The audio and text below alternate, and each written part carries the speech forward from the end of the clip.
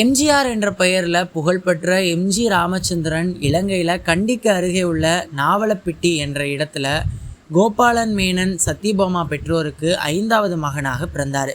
அவருடைய தந்தை மருதூர் கோபாலன் மேனன் வழக்கறிஞராக கேரளாவில் பணியாற்றி வந்தார். அதன் பிறகு அந்தமான் தீவில் உள்ள சிறையில் குற்றவியல் நீதிமன்ற நீதிபதியாக பணிபுரிந்து வந்தார். எம்ஜிஆர் முதல்ல தங்கமணியை மணந்தார். பிரசவத்திற்காக தாய் ஊருக்கு சென்ற தங்கமணிக்கு குழந்தை இறந்தே பிறந்தது. அதன் பின் தங்கமணியும் உடல்நலக்குறைவினால் இறந்தாங்க. அதன் பிறகு சதானந்தவதியை மணந்தார் எம்ஜிஆர். இருவருக்கும் குழந்தைகள் இல்லை. பின்னர் சதானந்தவதி நோய் காரணமாக இறந்தாங்க.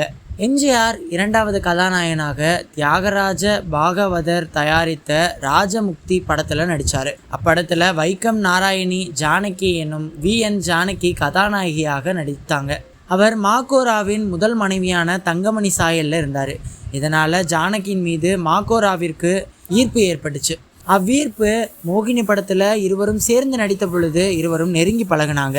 1950ஆம் ஆண்டில் மருதநாட்டு இளவரசி படத்தில் கதை தலைவனாக மாக்கோராவும் கதை தலைவியாக ஜானகியும் நடிக்கும் பொழுது காதலாக மாறுச்சு. அக்காலகட்டத்தில் மாக்கோராவால் ஜானகிக்கு எழுதப்பட்ட காதல் கடிதங்கள் ஜானகியின் முதற் கணவனான கணபதிப்பட்டி கைகளில் கிடச்சிது. கணபதிப்பட்டிற்கும் ஜானகியுடையில் சண்டை முற்றியது.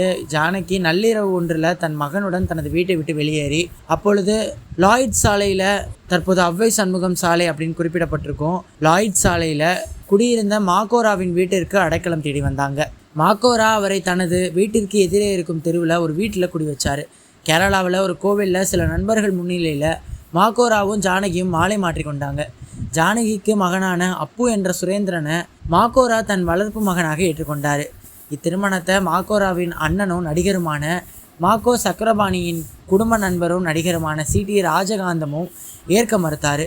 மாக்கோராவின் 2வது மனைவி சதானந்தவதி உடல் நலமில்லாமல் இருந்ததுனால அவரை இவர்கள் இருவருமே அக்கறையோடு கவனிச்சுக்கிட்டாங்க.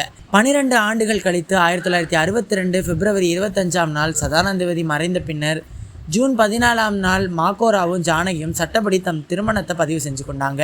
இருவரும் லாய்ட் சாலையில் இருக்கக்கூடிய வீட்டிலிருந்து வெளியேறி ராமாவரம் தோட்டத்திற்கு சென்று குடியேறினாங்க. எம்ஜிஆர் வளர்ப்பு குழந்தைகள் பற்றி பார்க்கலாம். 3 திருமணங்கள் என்றாலும் எம்ஜிஆருக்கு குழந்தைகள் இல்லை. எனவே ஜானகி, கணபதிப்பட்டு ஆகிய இருவருக்கும் பிறந்த அப்பு என்ற சுரேந்திரனையும் ஜானகியும் தம்பதி ஆகிய 3 திருமணங்கள் என்றாலும் எம்ஜிஆருக்கு குழந்தைகள் இல்லை. எனவே ஜானகி, கணபதிப்பட்டு ஆகிய இருவருக்கும் பிறந்த அப்பு என்ற சுரேந்திரனையும் ஜானகியின் தம்பதியாகிய மணி என்னும் நாராயணன் குழந்தைகளாகிய லதா, கீதா, சுதா, ஜானகி, தீபன் ஆகிய 5வரையும் தன் வளர்ப்பு பிள்ளைகளாக தத்தெடுத்து கொண்டார்.